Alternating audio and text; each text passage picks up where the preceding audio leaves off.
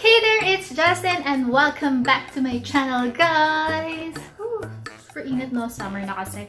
Yan, so nafe-feel mo na rin bang nafe-feel ko? Mainit. Ayan, so tama na sa joke time.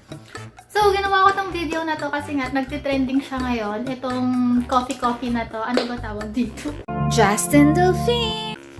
So, ginawa ko tong video na to, guys, kasi super nagtitrending ngayon siya sa Instagram, sa YouTube, sa Facebook. Ayan. So, tinaray ko rin siya ang Dalgona coffee. Ayan. So, ang daming gumagawa, guys. So, naintriga na rin ako.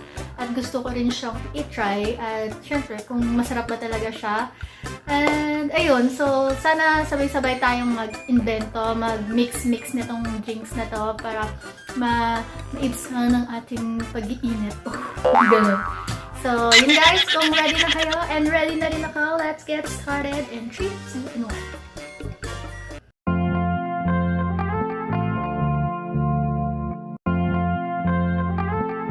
Jastine Delfin.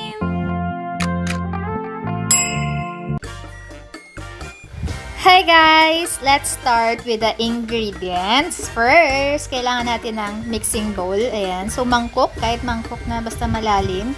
Then, sugar, coffee, hot water, then fresh milk. Ayan. Any milk will do naman siguro.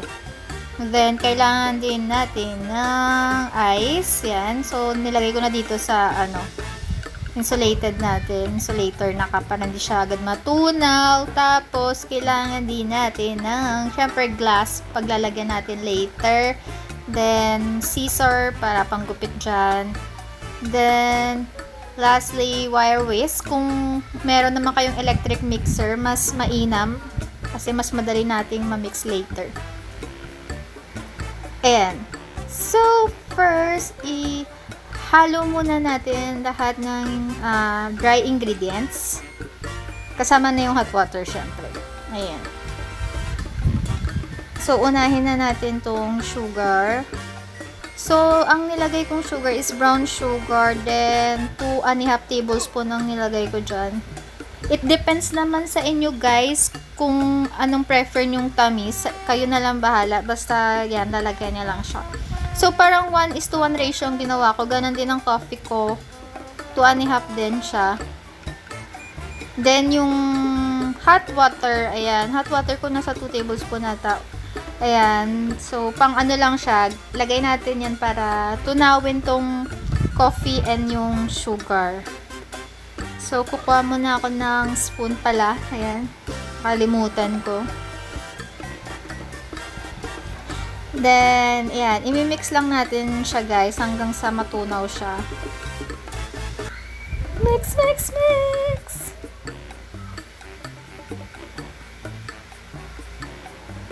So, dapat lahat yan simutin natin yung mga gilid-gilid. Mabasa siya, kumbaga. Matunaw natin.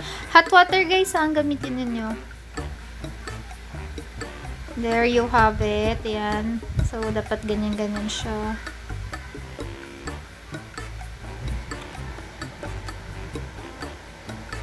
Then, after nyan is, imimix na natin to, guys, ng i-whisk natin. Kung wala kayong electric mixer, wire whisk, manual pwede naman. Pero mas matagal nga lang.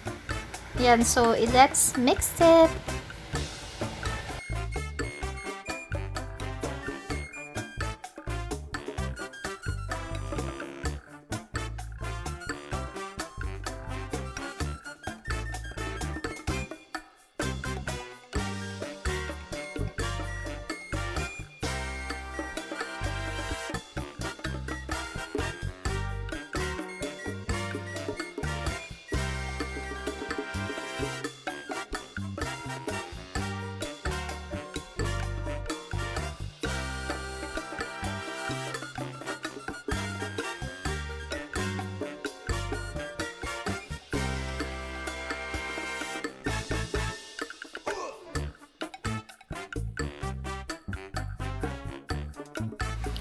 Mix. So, after nakaano na ako, guys, more than 5 minutes na rin akong nagmi-mix dito. So, ayan. So, kailangan natin ma-achieve yung thick siya, guys. Thick and parang, ayun nga, thick. Thick na texture ng ating, mixture. So, ipapakita ko sa inyo. Yan. So, mga siguro nag-beat ako ng mga 5 to 7 minutes siguro. So, dapat ganyan siya, guys, yung texture ng inyong mixture. Kasi yan yung ipang toppings natin later. So, yan yung Dalgona coffee yan, guys. So, sobrang niya. Creamy na thick talaga siya. Ang hirap mag-zoom. Ayan, so that's it.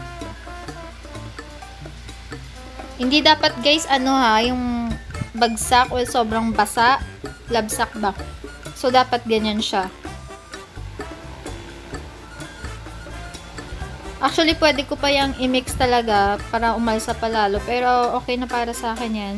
It depends on you kung gusto nyo pa talaga siyang maalsa. So, next, lalagyan na natin ng milk. Pero, lalagay ko muna yung, yung ice. So, lagay na tayo ng ice cube sa ating baso. Oops, sobra. Yan. So, okay na yan. Medyo puno kasi. Then, lagyan na natin, guys, yung milk. Siguro pwede din gumamit ng mga powdered milk. Yan. Tunawin na lang. So, lagay tayo sa baso, guys, ng 3/4. Yan. Mga ganyan lang siya karami. Kasi para sa toppings yung remaining. Para hindi umapaw later. Then, after nyan, ilalagay na natin yung mixture natin ng Dalgona, yung Dalgona coffee. Kuha ulit tayo ng spoon.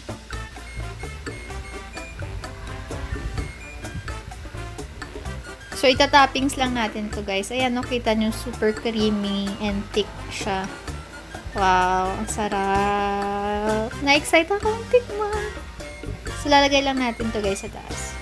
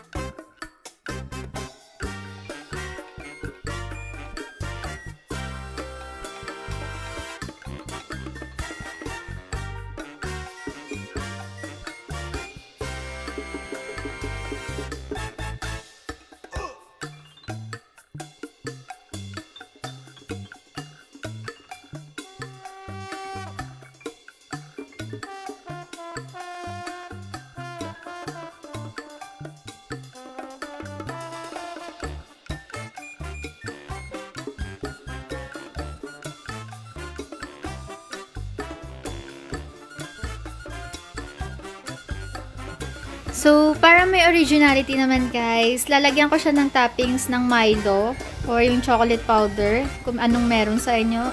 It's up to you, guys. Ako, nag-reinvent lang ako. Gusto ko lang siyang may toppings para, ayun, design niya.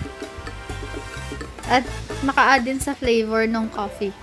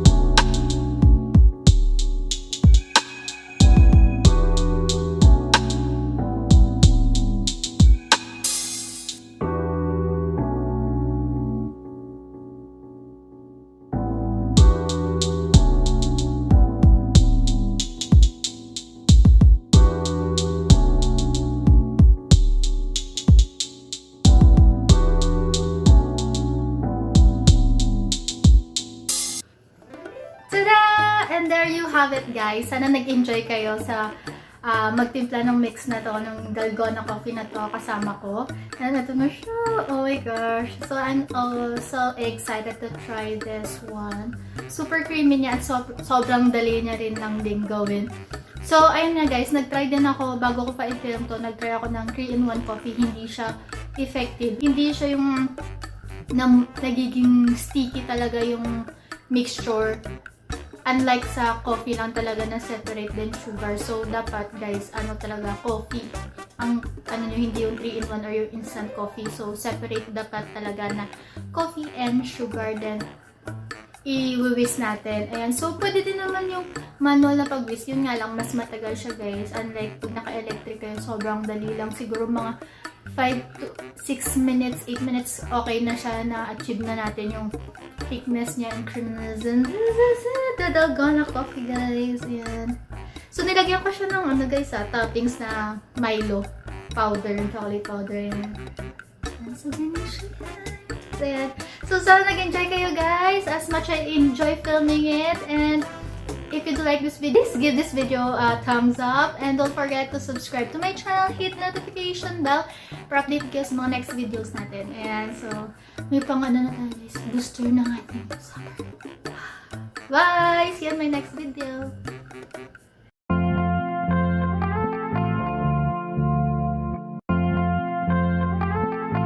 Jastine Delfin.